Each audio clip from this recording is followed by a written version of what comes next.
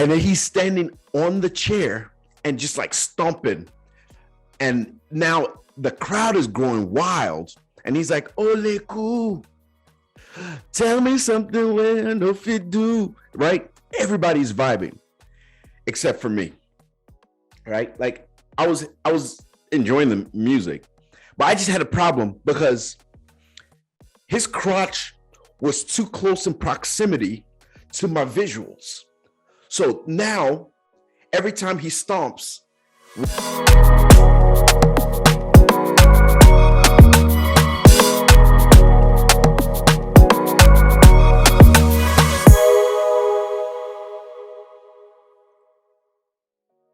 right, welcome to another episode of Music and Nostalgia. It is I, your host, Dr. Peters, and I am in the building taking you guys back to the year 2010. I believe it's 2010. Well, the song was released in 2010. My story is a year later, right? But it might have been.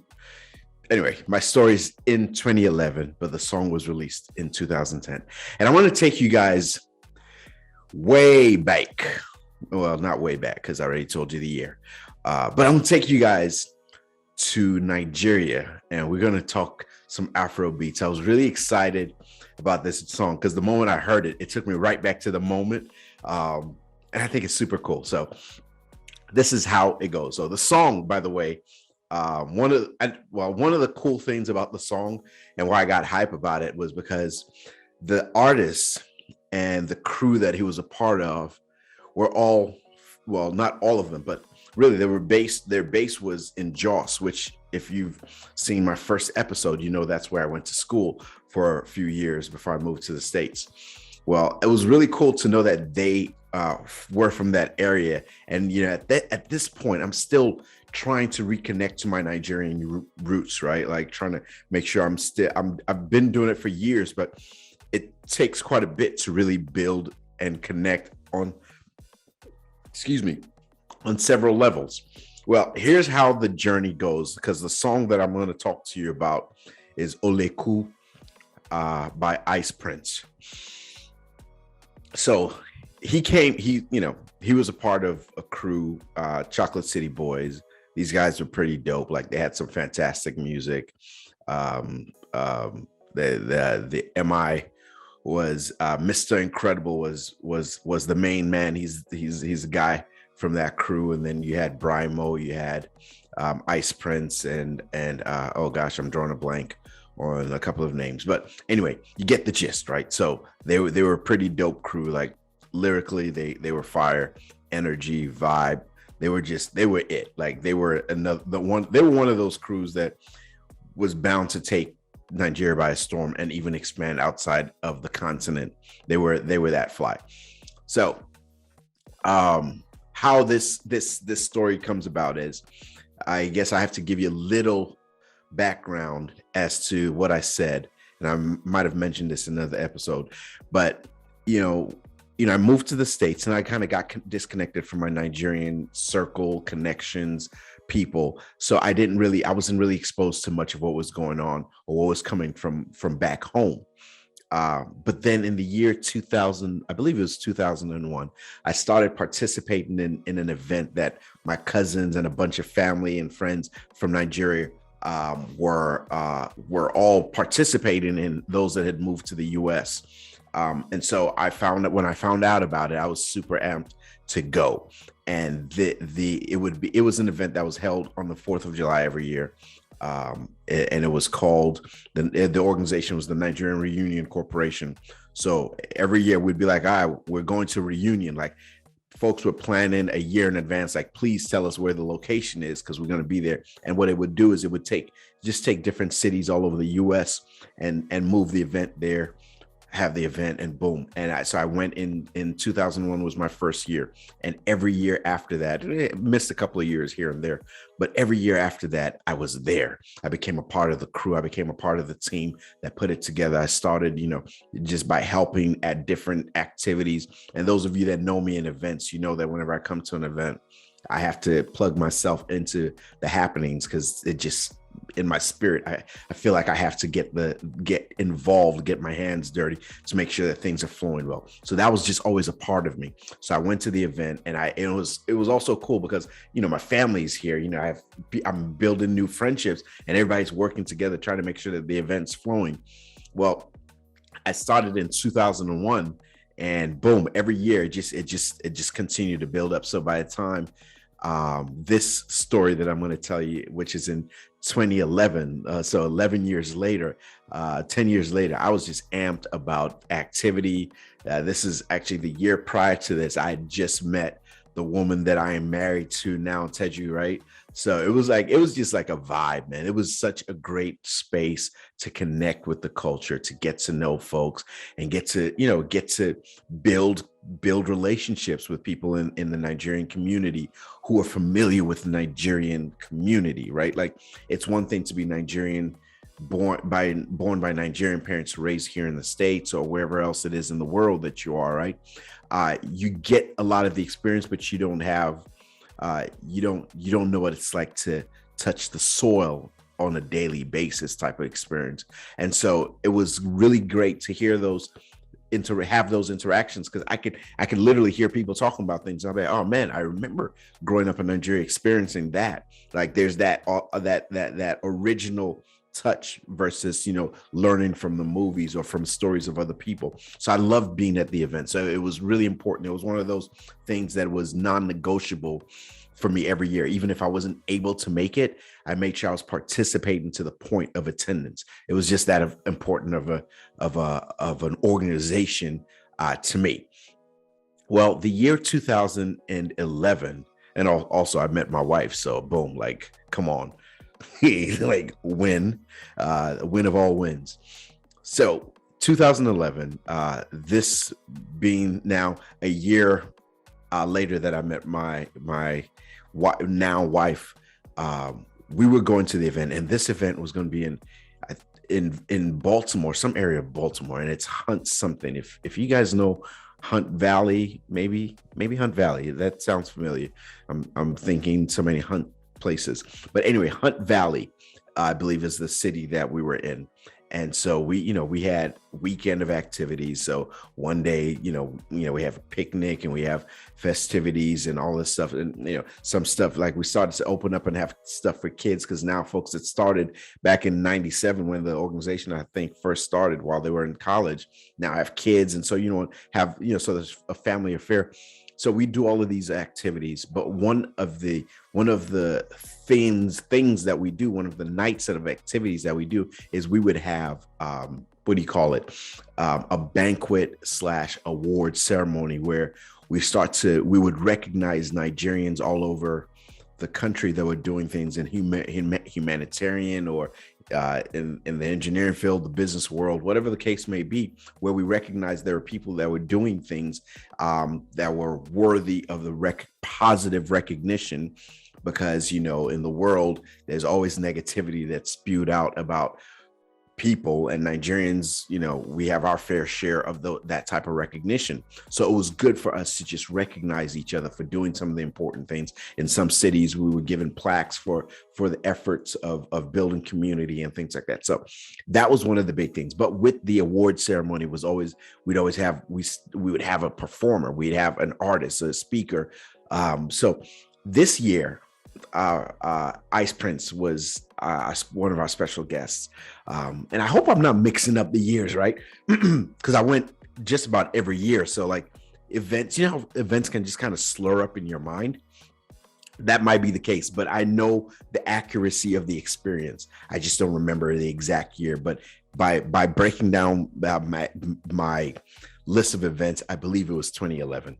But anyway, so now that event was going on. And so here's another cool tidbit, right? One of Teju's friends, knew the artist. I don't know how they knew each other, but because, he was touring the US as well. He would be touring the US, or he was already touring. I don't remember if he had already started.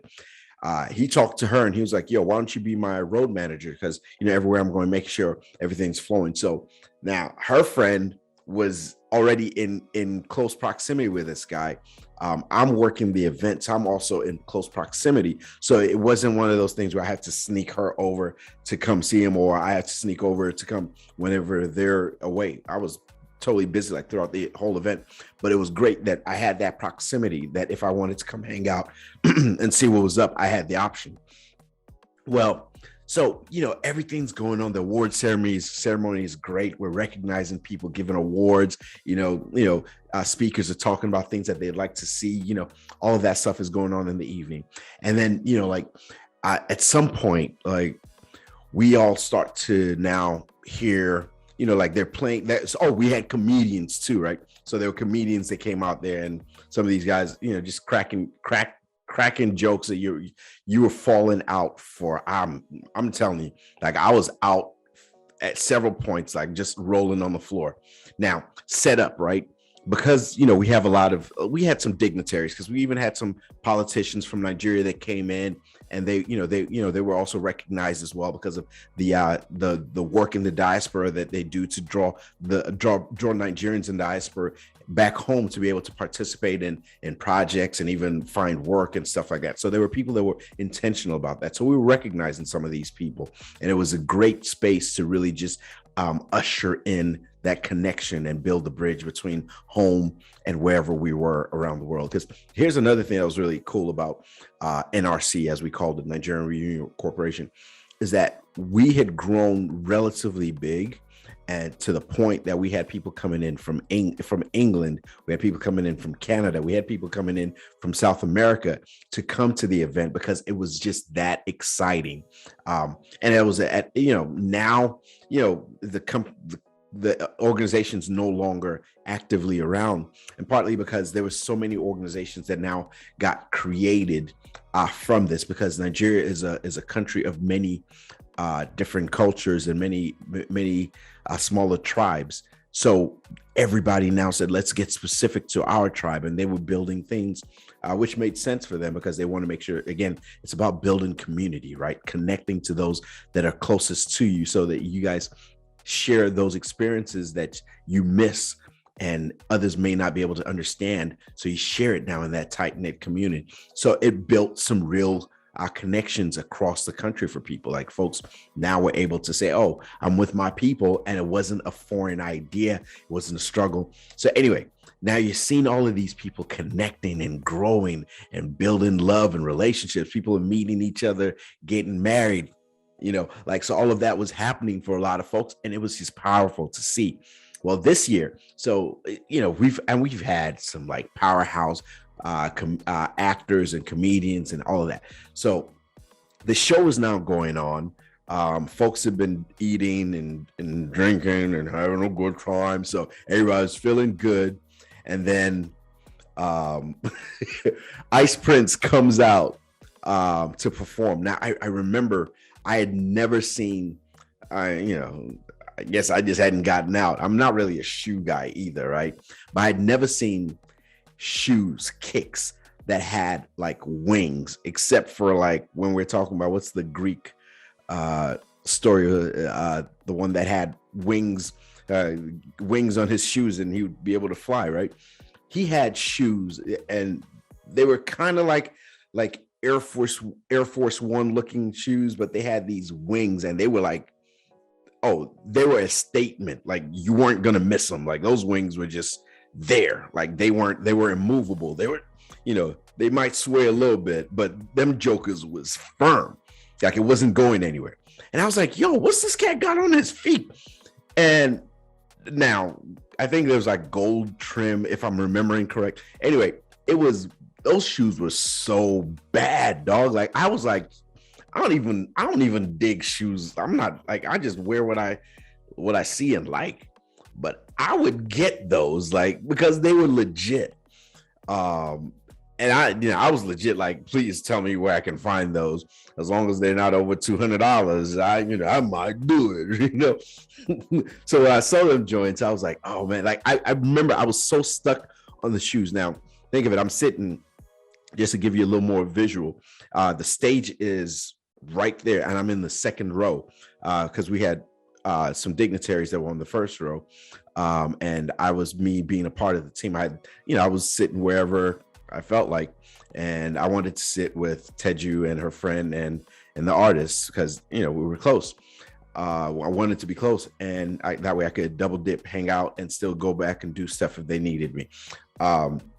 So now some of the dignitaries are now leaving, so it's opening up. The front row right in front of us is wide open, and we know what's about to happen. So the comedian comes off the stage, and the host comes up, which I don't even remember who the host was, but I have a thought of who it might be. I don't want to call somebody out and they'd be like, I wasn't even there that year, and then cause problems, and they'd be like, baby, I thought you said you were. Anyway, so so now they're introducing. Now the introduction is coming.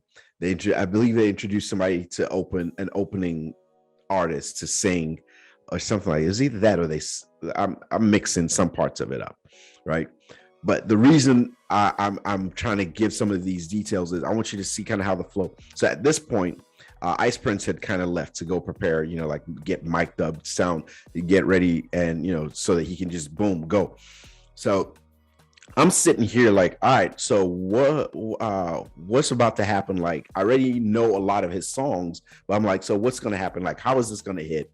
And how am I about to be fired up and start, like I was already like, I'm in the second row, or I'm standing up and I'm reciting every doggone line. They gonna hear it. They gonna know me. They gonna recognize that I'm like one of the fans. Like, I know these joints, right? I was ready to fire him off. So he gets up on stage. He starts performing. He's going through some songs, boom, like hitting them, singing joints. And folks are like in it. Like, everybody is like right there with him. They're singing along. They're vibing with him. And I'm like, yeah. Like, I'm proud. One, I'm proud of the fact that he's a hit. And two, I'm proud of the fact that we as an organization brought somebody that people really enjoyed and are vibing with. So now he gets to a point like now, like he's a performer. Like, he's not just like standing in one spot and like pacing on the stage. Like, he's jumping off the stage, like rock star vibes, right? He's jumping off the stage, coming into the audience, letting us know that he's with us. And then at one point, like, he gets hype and the song Oleku comes up, and he gets up on the chair and he stands right in front of me, Teju, and her friend Addie Baby, right? Addie F Baby, please say the baby, right? And then he's standing on the chair and just like stomping. And now the crowd is growing wild. And he's like, Oleku, tell me something when if it do, right? Everybody's vibing except for me, right? Like, I was enjoying the music, but I just had a problem because his crotch was too close in proximity to my visuals. So now, every time he stomps, one, somebody's holding the chair to make sure he doesn't fall. And two, I happen to be in that space. Like, he wasn't directly in front of me, but there was too much gyration going on in front of me that I felt very uncomfortable, that I couldn't even like jam with the song, because the whole time I felt like I was afraid that something would happen, that I would feel his presence in some way. And so that just got me feeling so very uncomfortable and withdrawn. And I could not sit down because, one, the vibe was so high, the energy was through the roof. But on the other hand, if I kept standing there, I would, borderline. I was like, if he spit, it's landing on my forehead. If he sweat, it's like glistening all over it. And I'm just going to be blessed with his perspiration. And I was not ready for all of that. So I was trying to shift away, but it was a full row. Like, everybody like had already moved in. And now, of course, the crowd, the folks that were sitting in the back of the auditorium of the arena had now come and squished up to the front and choked us in. So it's not like I could even be like, all right, yo, I'm just going to walk out and go in the back and enjoy it from there. I'm choked in and folks are like screaming, ah, with their phones, trying to take pictures. I don't even remember. Did we have camera phones back in 2010? I don't remember, but everybody's trying to record and take pictures and all of that. And I'm over here, poor innocent me, thinking that I made a right decision to sit up close. Like to this day, I promise you, when I go to concerts, I don't like if it's somewhere where like they can be in close proximity and come close to me without effort. I don't go there. Like I that was my experience. I was like, nah, bruh. Like y'all, I act like I want to be bougie. I like, please give me a box seat or something. I'm not getting any sweat on me. But that was every time I hear that song, and I promise you, every time I hear it, I'm still vibing to the song. Like it is a jam. It is a tune. But it always brings me right back to that event where I'm sitting right in front of the stage, second row.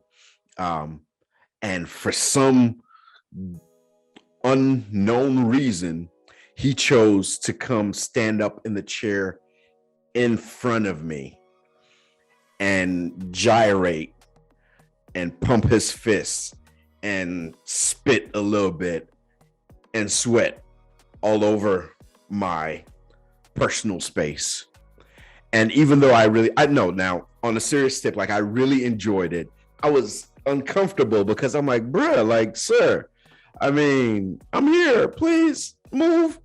I was like, all these other chairs you could go stand on, you chose to stand right here.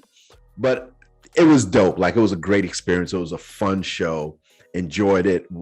I think we all probably walked out of there hoarse, unable to speak for the next day or two because of the energy of the vibe and how good it felt to be there. And I just remember thinking like I would never, ever, ever put myself in a position where I'm stuck in front of in the front row. And I remember seeing a video with a skit where somebody was like, he was doing this where he goes to a rock concert and like the performer is like grabbing a bottle of water and pouring it right on him and like jumping and throwing an elbow and it lands right on his forehead. And it was like one of those things. And the moment I saw that video, it took me right back to that moment, right? And I'm hearing the song in my head as I'm playing through that experience.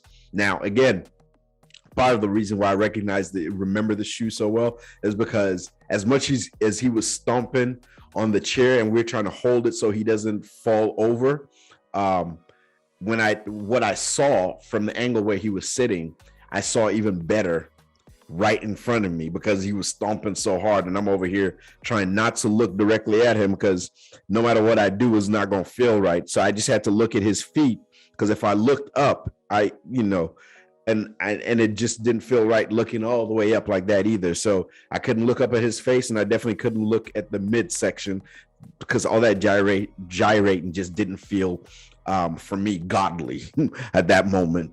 But it was a great show nonetheless. So what I'll tell you guys is this: go online, look for Oleku by Ice Prince. I'll have to see if I can find a link to put down below.